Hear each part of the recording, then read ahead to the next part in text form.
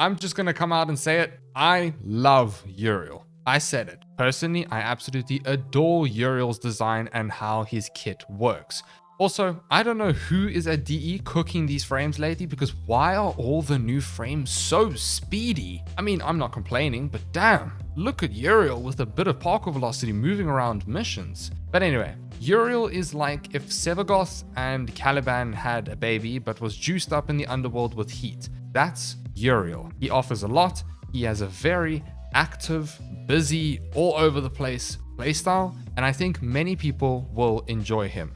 Let's talk about how to farm Uriel. His main blueprint will be obtained via finishing the Old Peace quest. His components can be farmed via the new game mode called Descendia. There is also a pity system as per normal via roads in the cathedral in the Sanctum Anatomica. You will get the cathedral after completing the Old Peace quest. Also, of course, there is the market if you do want to rush him. Let's talk about Uriel's passive. His passive is quite unique compared to other Warframes. Uriel has 3 summons or 3 demons that tie into his first 3 abilities. The 3 demons are called Katanak, the Snake, Gulfagor, the Bat, and Vithalis, I have no idea, the Lich. These 3 demons are affected by ability strength, duration, and range. Increasing these stats will increase the effectiveness of their abilities for each of Uriel's abilities. These 3 summons will float around you while maneuvering through your missions and will draw fire from enemies. This definitely helps you with your survivability substantially because they're quite tanky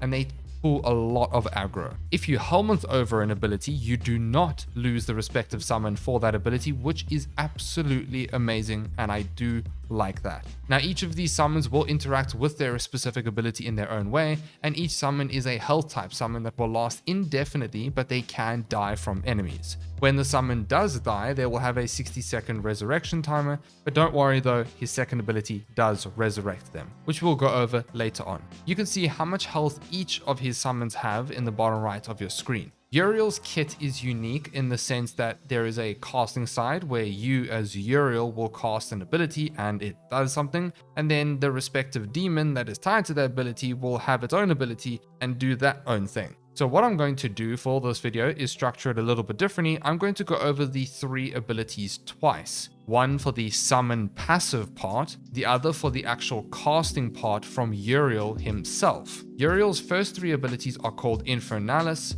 Remedium, and Demonium. Let's talk about Infernalis' summon passive first. Katanak, the snake demon, is tied to Infernalis. He will flick a chain that attaches to nearby enemies within 9 meters, linking up to 5 other enemies for 10 seconds. When enemies are linked, they will take a little bit of damage over time, but they will be slowed up to 95% with enough ability strength. And any damage dealt to a chained enemy will be spread to other chained enemies for the initial damage. This works exactly how Kalervo's Collective Curse ability behaves. It's the exact same thing. So if you play Kalervo and you know how Collective Curse works, then it's the exact same thing, except it's just Uriel's passive. Increasing ability strength increases the slow until the max 95%, and of course duration increases the duration which Katanak will actually chain to those enemies.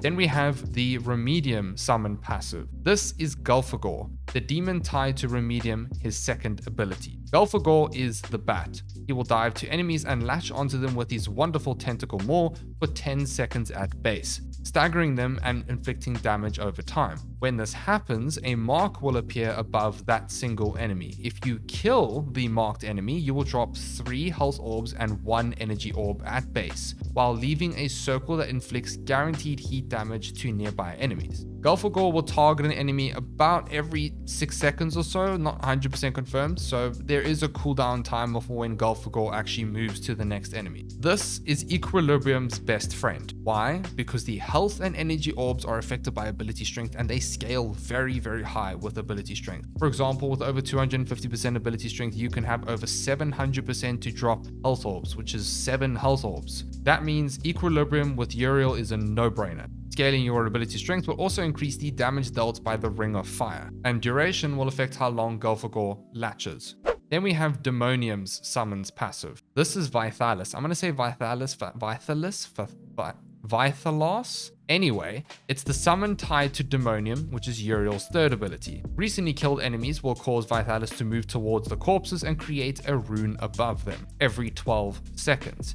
If you or your allies move through those runes, you will pick it up. Runes will grant you increased fire rate and an extra instance of heat damage lasting 10 seconds a base, of course increasing with ability duration. You can see the runes with the little icon on your minimap, which is quite nice when everything is so busy with group play and so on. The nice thing about Vithalis runes is each ally will have their own copy of the rune, allowing them to have their own versions instead of your teammates stealing them and griefing you the whole time. And that covers all of Uriel's summons and what their passive bonuses give for each ability. Now let's move on to the actual caster side of each ability and what it does with Uriel. Infernalis. When you cast this ability, it creates a heat aura around you and your summons, dealing heat damage per second. Once Infernalis is active, you can jump and dodge to do a whirly spinny motion thingy and become a flaming meteor of death. While flying, you can phase through enemies, dealing heat damage against enemies, and you can just move pretty damn quickly throughout the map. When you are in flight, you can aim to stop the spinny spin to quickly shoot, and then you can press dodge again to just go back to spinny spin. For the melee enjoyers out there, you can melee slam while in flight if you'd like to quickly get back to the ground. You do have the option to deactivate Infernalis by holding down the ability if you'd like to. Airborne type mods affect Uriel while Infernalis is active in flight, but I find that I don't use it as much in missions, so I just don't think that it's worth it personally. And guess what? Like we saw in the beginning of the video, parkour velocity works. Yes! Now we move on to Remedium. This ability is quite important. Uriel will heal himself and his demons. This heal is a percentage heal increase. Not that it really matters, but it's just something to keep in mind. If any of the demons are dead, they will be resurrected when you cast Remedium. When you cast this ability, you will also be invulnerable and you will status cleanse yourself, restoring both your shields and health, and any excess shields will be spilled into over shields. If you do stack casting speed, the regen of the shields will be quicker and the invulnerability period will also be quicker with the more casting speed that you have, so just keep that in mind if you're trying to leverage the invulnerability mechanic. Personally, I'm still scaling casting speed. Like I mentioned in the passive section, you can see how much health your summons have in the bottom right, allowing you to keep an eye on them to see when you need to recast Remedium. Although I do feel like if you're just playing the game, you're going to naturally keep recasting this ability to heal yourself anyway. The reason that this is so good is because the revive timer for the summons is quite long at 60 seconds. Plus, keeping your summons alive is very important for Uriel's fourth ability, which we'll go over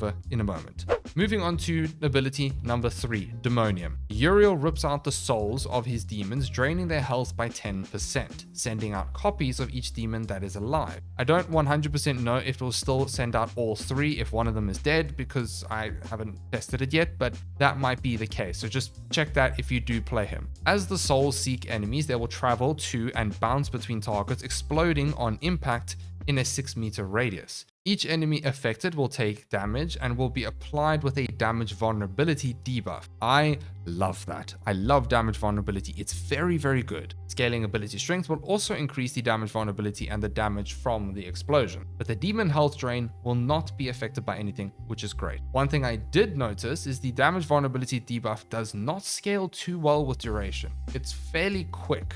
Demonium does have a synergy with Infernalis. While Infernalis is active, enemies hit by Demonium are set ablaze that deals heat damage over time, which is more heat damage. Yay, we love that. Finally, we have Brimstone. This is Uriel's fourth ability, Domain Expansion.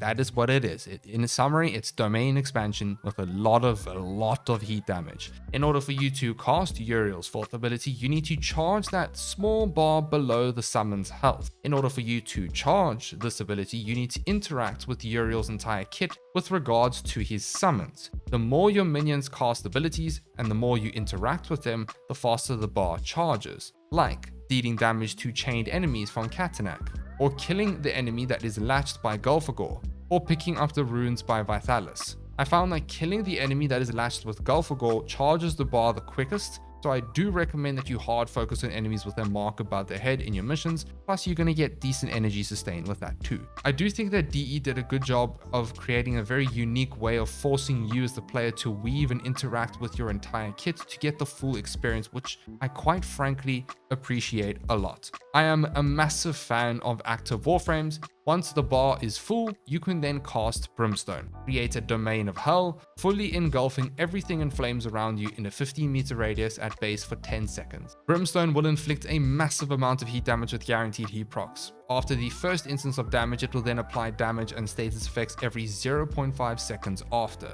But it gets better. It will increase the heat damage by 100% up to a 10 times damage multiplier cap, meaning Brimstone can do ridiculous levels of damage with the right setup. What you're looking at here in the background is Brimstone with just 254% ability strength. No viral, no raw, none of that stuff. I think only with damage vulnerability from Demonium. Yeah, this ability is kind of busted. The thing that makes it so strong also is when it hits the enemies affected by Catanax's chains that spread damage to nearby enemies, it instantly deletes those enemies as Brimstone starts to scale. What is nice about Brimstone is you can start charging the bar immediately after casting it. So as the last one runs out, you can just then recast it if it's ready. That covers his abilities. Before we go further, could I ask that you smash that like button? It only takes a second and it goes a long way for me. Thank you so much. Let's move on to how to play Uriel in mission. While it may seem like there is a lot to Uriel's kit, which I completely understand at first, but once you play him a few times, you will actually get the hang of him pretty quickly. Uriel, like I said, is kind of like Severgas or Caliban refined to be a heat frame. But if there's one thing that DE got right with Uriel, it's how seamless and smooth his kit intertwines with his passive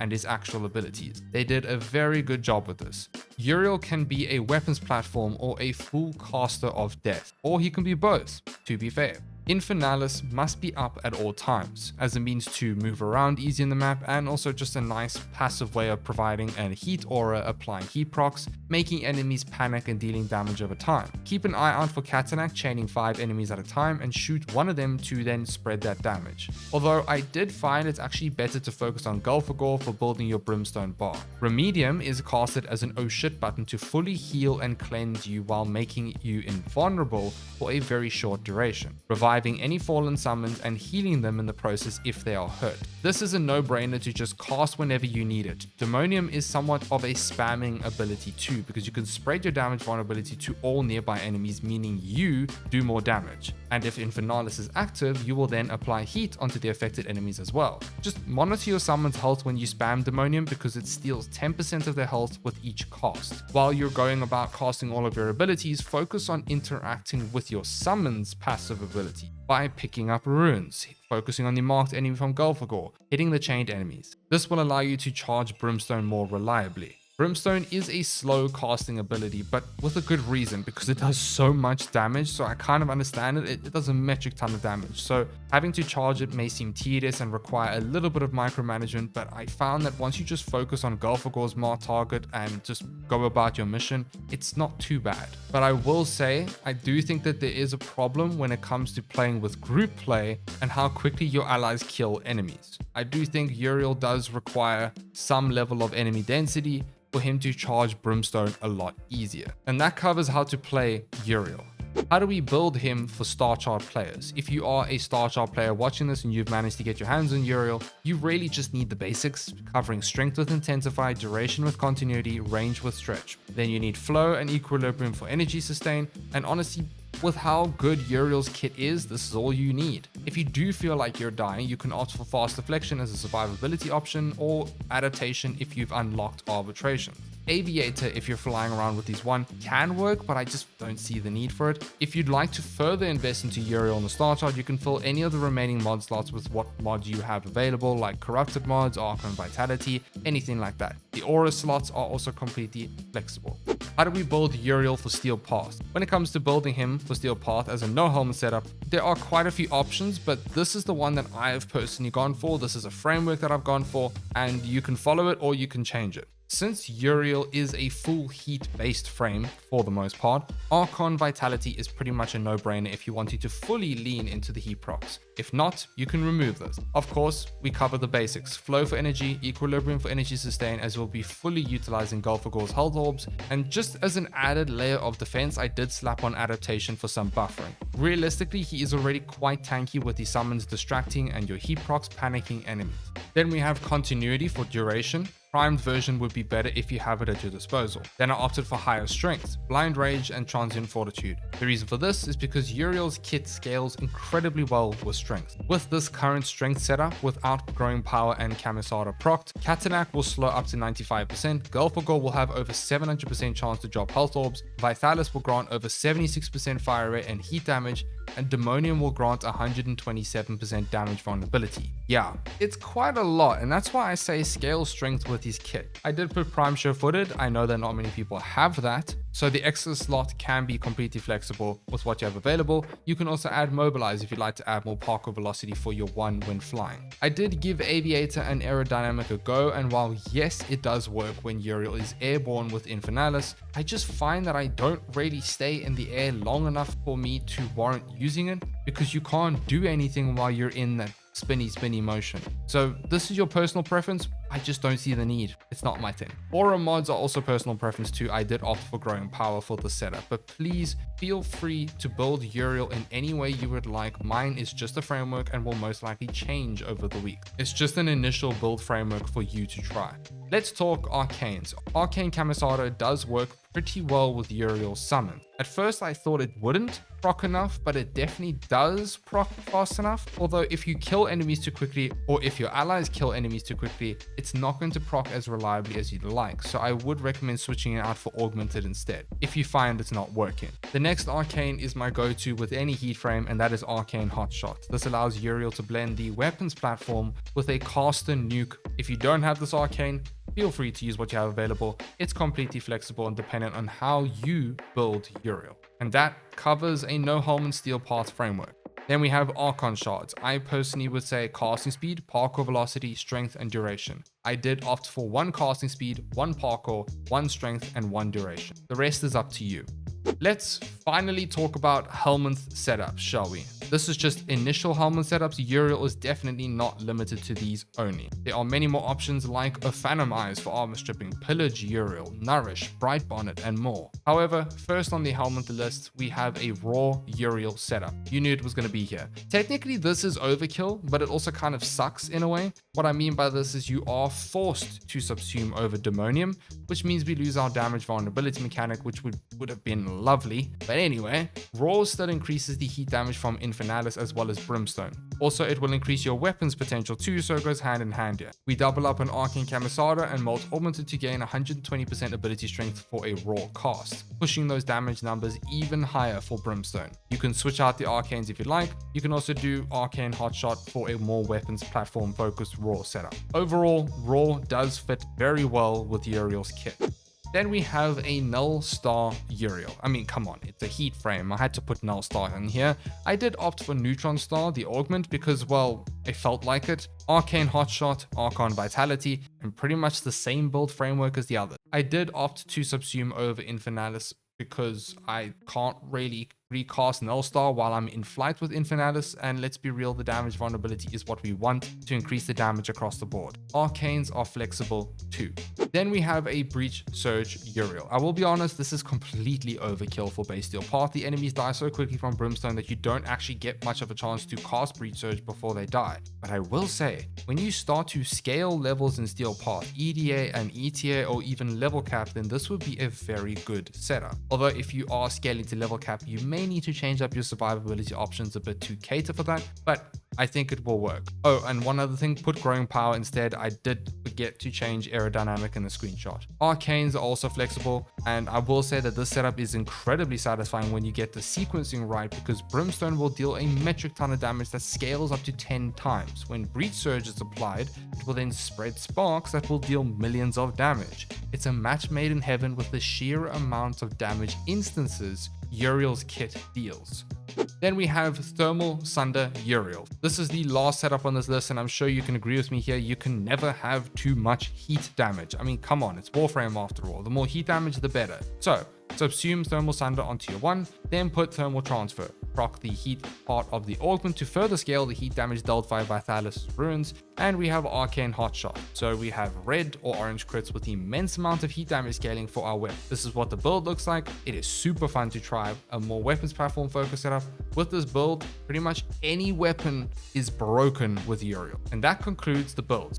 But let's quickly talk about some small problems that I have with Uriel's kit, and then a few tips here and there. I only really have 3 small gripes with Uriel's kit. The first one is I find that his Katanak passive sometimes becomes redundant because you kill things so quickly that it doesn't even get a chance to proc. That's just hoping, basically. The second thing is his kit is very visually busy with all of the summons, your summons ability effects and so on, and then you haven't even added your companion and you haven't even added in allies as well. So I do recommend dropping your visual effects intensity when playing him. For the third problem is how he might perform with group play. I haven't really had a chance to test it yet because it's literally been a few hours after the update's released, but I feel like he might struggle with how his Brimstone charge mechanic works when it comes to certain group mechanics or players and what their builds are running. If there's not enough enemy density, I feel like he's going to struggle. For some tips with him, the Grimoire is a good option with the invocation mods. The Sire Turd is also a good option to group enemies, or you can use the Nautilus with Cordon. Heat Inherit is also another option to pair with Uriel, but I don't know, personally I find it's just absolutely overkill. He pretty much one-shots everything anyway. You don't need to do Heat Inherit. The Mecha set or Contagious Bond is a match made in heaven with the amount of heat procs Uriel has. Beam weapons are a pretty good option with him, especially ones that chain because of how many status effects they apply and hitting Katanak's chained enemies if it procs. For my final first impressions, he's a very good frame. I do think that Brimstone does a lot of damage, and I know the Warframe community hates hearing this from YouTubers, but I do think that Brimstone might get tweaked. You thought I was going to say the bad word, didn't you? He is an amazing weapons caster frame that I do think many people might enjoy. I hope so. Heat frames are always fun to play, let's be real. Over time, I think people are going to absolutely cook with his kit, and that is all I have for you today for my initial thoughts on Uriel. Thank you so much for watching. Stay tuned for more update videos. I've got many more to come. Don't forget to leave a like and subscribe if you enjoyed the video. A massive thank you to our channel members. You guys are absolutely amazing. Thank you for your support. All right, I'm going to go now. Bye.